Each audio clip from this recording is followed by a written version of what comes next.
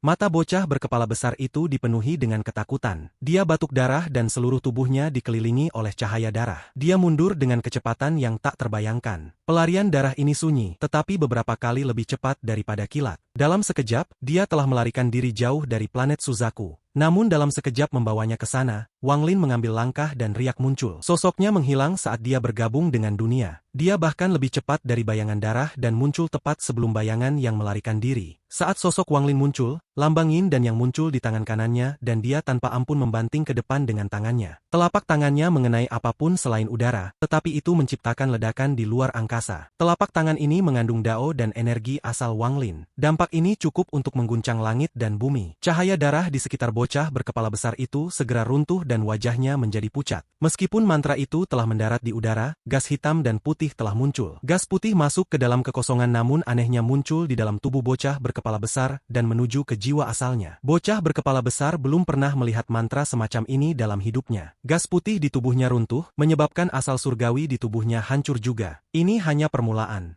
Apa yang membuat bocah berkepala besar itu adalah gas hitam. Saat gas hitam mengelilinginya, itu menyebabkan seluruh tubuhnya berkerut. Sejumlah besar kekuatan kehidupan meninggalkan tubuhnya. Perubahan ini sangat mengejutkan bocah itu. Mantranya dipatahkan oleh Wang Lin dan kekuatan yang kuat telah datang melalui kekosongan dan menabrak bocah itu. Dia jatuh seperti meteor ke tanah. Adegan ini disaksikan oleh semua kultivator yang telah terbangun di planet Suzaku, dan mereka menjadi bersemangat. Beberapa kultivator yang terkejut oleh bocah itu mulai bangkit. Tidak ada yang tahu siapa yang memulainya, tetapi banyak kultivator terbang dari sekte mereka ke ujung pertempuran. Semakin banyak kultivator secara bertahap terbang. Di antara mereka adalah Zhou Tai dan Yun Kuezi. Pada saat ini, tidak jauh dari Wang Lin dan bocah berkepala besar, ada kota Fana. Seorang lelaki tua berambut putih yang matanya redup dan terluka oleh bocah berkepala besar itu berjuang untuk menyebarkan akal ilahi untuk mengamati pertempuran. Dia berada di dalam ruang rahasia dan ada lukisan di depannya. Lukisan itu milik orang tua yang baik hati, dan di bawah lukisan itu ada tanda. Terukir di atasnya adalah leluhur klan Wang, Wang Zuo. Sedangkan untuk bocah berkepala besar, dia merasakan dampak yang kuat dan suara letupan datang dari seluruh tubuhnya. Tubuhnya dengan cepat mendekat di tanah. Ketakutan, energi asal celestialnya diaktifkan. Tangan kanannya menunjuk ke banyak titik di tubuhnya sebelum akhirnya bisa menghentikan dirinya sendiri setelah jatuh ribuan kaki. Dia tertawa dan bergegas kembali. Kedua tangannya membentuk segel dan sejumlah besar energi asal celestial bergegas keluar. Energi asal celestial membentuk jaring besar di depannya. Mantra surgawi,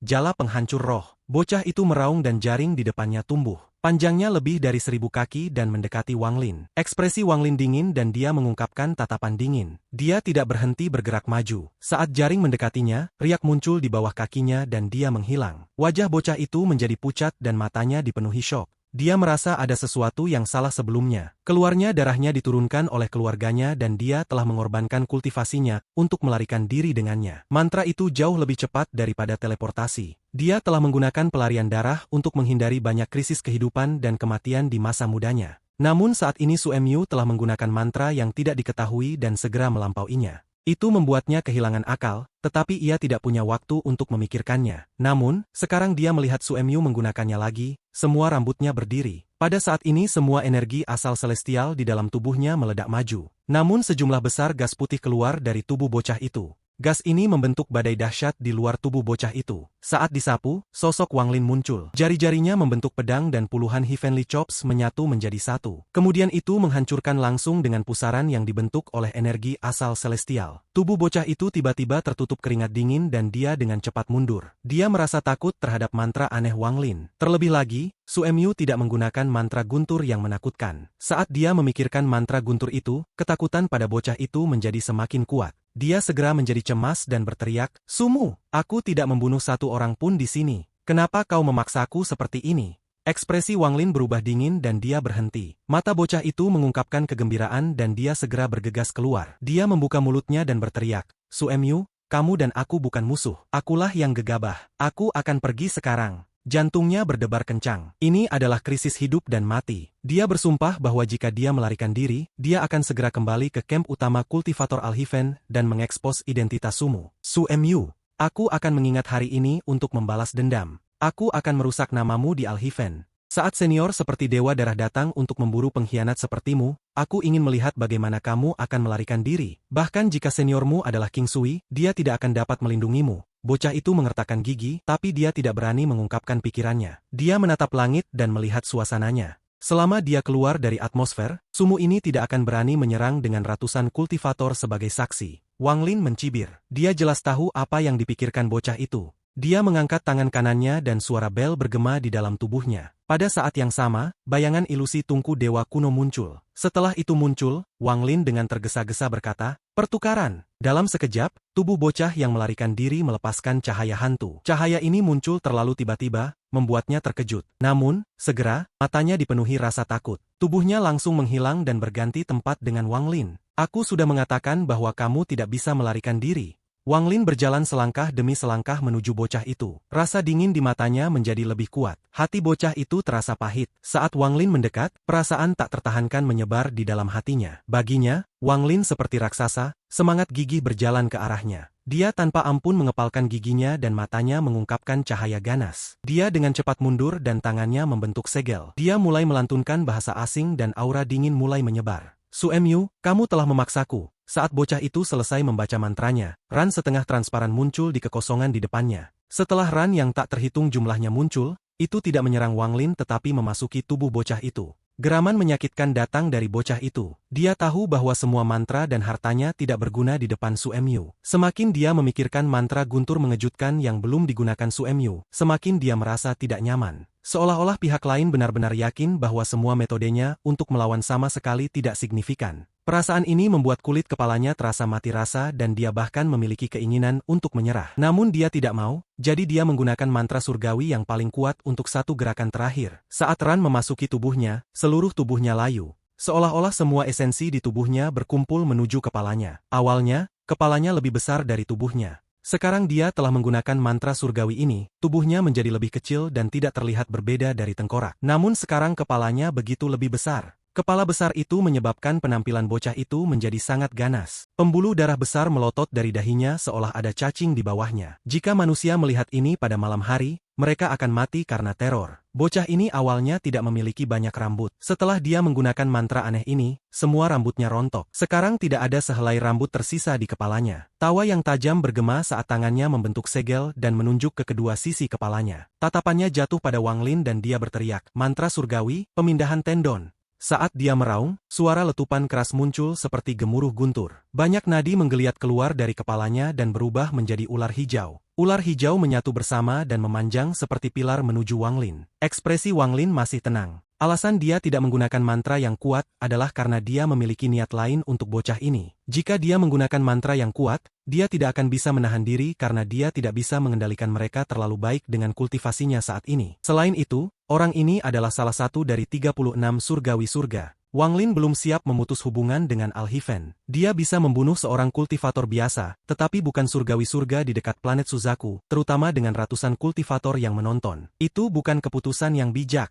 Namun dengan sikap Wang Lin, karena pihak lain telah memprovokasi, dia secara alami tidak akan membiarkan mereka pergi. Dia punya ide tentang cara menghadapi situasi dengan sempurna. Mata bocah itu bersinar terang. Dia memiliki tatapan binatang buas yang didorong ke tepi dan berjuang mati-matian. Kehidupan bocah itu penuh dengan tragedi. Saat dia lahir, kepalanya besar dan tubuhnya kecil. Selama masa kecilnya, ia sering diejek oleh teman-temannya. Jika itu adalah satu-satunya masalah, itu akan bukan apa-apa, tapi itu bukan satu-satunya kelainan. Dia lambat, dan senyum bodoh itu akan selalu muncul di wajahnya. Ibunya tidak menyukainya. Dia menghabiskan masa kecilnya ditindas. Namun dia tidak terlalu memahami hal ini, dan setiap kali dia melihat seseorang, dia hanya akan tersenyum bodoh. Bakatnya membuatnya tidak mungkin untuk berkultivasi. Pada usia 15, ia dikeluarkan dari keluarganya dan tidak lagi menjadi bagian dari klan. Namun tidak ada yang mengira bahwa ia akan muncul kembali dalam keluarga 500 tahun kemudian. Penampilannya tidak banyak berubah, dia masih memiliki senyum bodoh itu, tetapi dia telah mencapai tahap ascenden. Ini segera menarik perhatian keluarga. Sejak itu,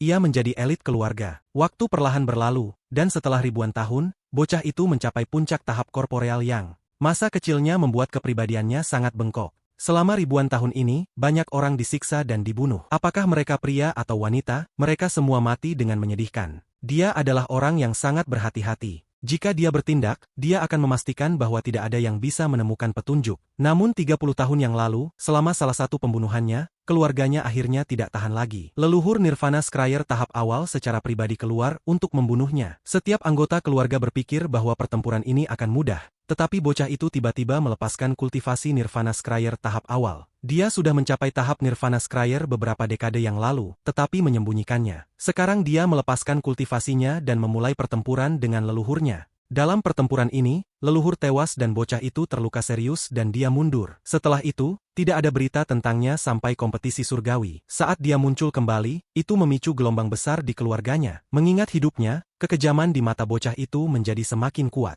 Saat dia meraung, tendon yang keluar dari kepalanya membawa aura sombong yang bisa merobek dunia dan menembak ke arah Wang Lin. Pada saat yang sama, energi celestial memenuhi daerah itu, dan ada juga energi iblis. Instan pilar daging mendekati Wang Lin. Itu meledak menjadi tendon yang tak terhitung jumlahnya yang membentuk jaring. Jaring itu mengelilingi daerah yang luas dan ditutup dengan Wang Lin. Mata Wang Lin tenang. Dia mencibir, dia meludahkan item. Item ini adalah cap penyegelan surgawi. Setelah diludahkan, cahaya keemasan yang mempesona dan ratusan ribu ran muncul. Ran membentuk pusaran emas dan bergerak maju. Jaring tendon segera melilit pusaran, tetapi ran emas langsung menabraknya. Tanda emas mendarat dan segel dibentuk dengan masing-masing tanda. Secara khusus, ran emas yang telah menyegel jiwa asal seorang kultivator sangat sengit. Saat mereka mendarat, akan ada gemuruh yang nyaring dan kekuatan segelnya 100 kali lebih kuat dari biasanya. Dalam sekejap, saat pusaran emas menyapu daerah itu, cahaya keemasan menutupi bocah itu dan dia tersegel. Raungan datang dari bocah itu saat matanya memerah dan dia mulai berjuang. Ran mulai runtuh, dan pada saat ini, Wang Lin pindah. Wang Lin melangkah dan riak muncul. Saat dia mengambil langkah kedua, seolah-olah ruang menyusut dan dia bisa mencapai di mana saja hanya dengan satu langkah. Tekuk spasial. Wang Lin muncul di sebelah bocah itu langkah berikutnya. Dua jarinya membentuk pedang dan domainnya terintegrasi ke dalam jarinya. Dengan ujung jarinya, pola yin dan yang muncul. Jari-jarinya dikelilingi oleh gas hitam putih dan dia menekannya. Ran emas semua bergerak keluar dari jalan saat jarinya mendekat, memungkinkan Wang Lin untuk menekan antara alis tubuh berkepala besar. Mata bocah itu dipenuhi dengan rasa takut dan dia mundur tanpa ragu. Namun dibandingkan dengan Wang Lin, dia terlalu lambat. Pada saat ini dia merasakan sesuatu yang panas meledak di dalam tubuhnya. Gas hitam putih mengelilingi tubuhnya dan menyebabkan kepalanya yang sangat besar segera menyusut.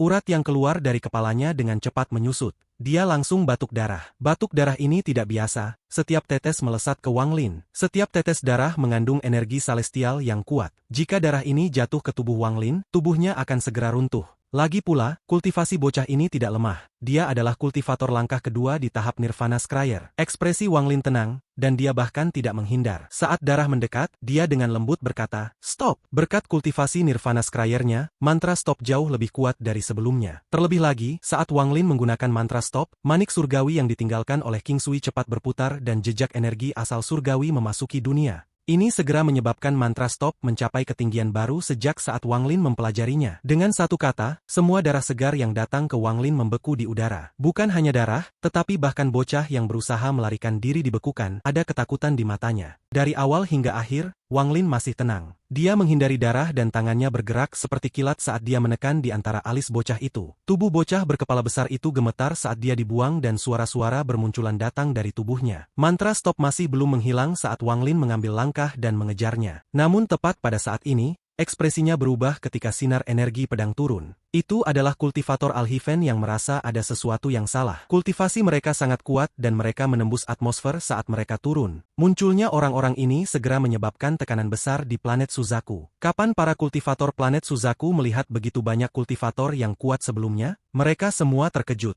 Saat kultivator Alhiven turun, mereka segera melihat Wang Lin dan bocah itu. Saat mereka melihat Wang Lin, ekspresi mereka semua sangat berubah. Wang Lin tidak berhenti. Saat dia mengejar, dia membuka tasnya dan bendera harimau surga yang mewakili statusnya sebagai surgawi guntur keluar. Saat bendera muncul, ada raungan harimau yang ganas. Gas ungu mengelilingi bendera yang berubah menjadi harimau dan meraung langsung ke para kultivator Alhiven di langit. Aku ada urusan dengan seseorang. Kalian semua, tunggu di luar. Siapapun yang berani tidak patuh akan dibunuh. Wang Lin bahkan tidak melihat ke belakang saat jari-jarinya mendarat di antara alis bocah itu lagi. Lebih banyak suara bermunculan datang dari tubuh bocah itu, dan dia tanpa ampun menabrak tanah. Sebuah lubang besar muncul dengan ledakan, menyebabkan bumi di sekitarnya bergetar. Orang-orang pintar di antara ratusan kultivator Alhiven segera mundur dan mengeluh. Jika mereka tahu sebelumnya, mereka tidak akan datang untuk melihatnya. Pertempuran antara dua pemegang gelar surgawi bukanlah sesuatu yang bisa mereka ikuti. Dengan beberapa orang memimpin, semua kultivator Alhiven mengikuti dan mundur. Mereka meninggalkan planet Suzaku dan tidak berani berpartisipasi dalam pertarungan ini. Pembalikan yang tiba-tiba ini menyebabkan semua kultivator di planet Suzaku memahami bahwa leluhur planet Suzaku, Wang Lin, memiliki status yang sangat tinggi di antara para kultivator Alhiven. Wang Lin mendarat di tanah dan menatap bocah berkepala besar di lubang. Mantra stop telah berakhir dan wajah bocah itu pucat. Bocah itu berlumuran darah dan matanya dipenuhi teror saat memandang Wang Lin. Wang Lin dengan dingin menatap bocah itu. Dia mengangkat tangannya dan kilatan hijau datang darinya. Awan guntur mulai berkumpul di langit di atas planet Suzaku dan kilat berkelip di antara awan. Lalu semua kilat tampaknya dikontrol saat itu mengalir ke tangan Wang Lin. Dalam sekejap, bola guntur berkumpul di tangan Wang Lin dan mulai mengeluarkan suara. Ada juga busur yang tak terhitung jumlahnya yang terbang dari bola guntur. Dari kejauhan, seolah-olah guntur surgawi sepenuhnya di bawah kendali Wang Lin. Saat dia melihat guntur, bocah itu gemetar. Adegan yang menyebabkan dia takut di kompetisi satu baris ke surga muncul kembali. Kali ini dia takut, sangat ketakutan dari lubuk hatinya. Saudara Su, kultivasi 2000 tahunku tidak mudah. Jika ada sesuatu yang kamu butuhkan, silakan bicara. Selama kamu tidak membunuhku, aku akan setuju. Mata bocah itu menyusut saat dia menatap bola guntur. Dia bukan orang bodoh. Sejak pertempurannya dengan Wang Lin dimulai, Wang Lin tidak pernah menggunakan mantra yang kuat, jadi dia jelas tidak ingin membunuhnya. Jika dia mengambil langkah mundur dulu, dia mungkin bisa menghindari bencana ini. Wang Lin dengan tenang berkata, aku butuh pelayan.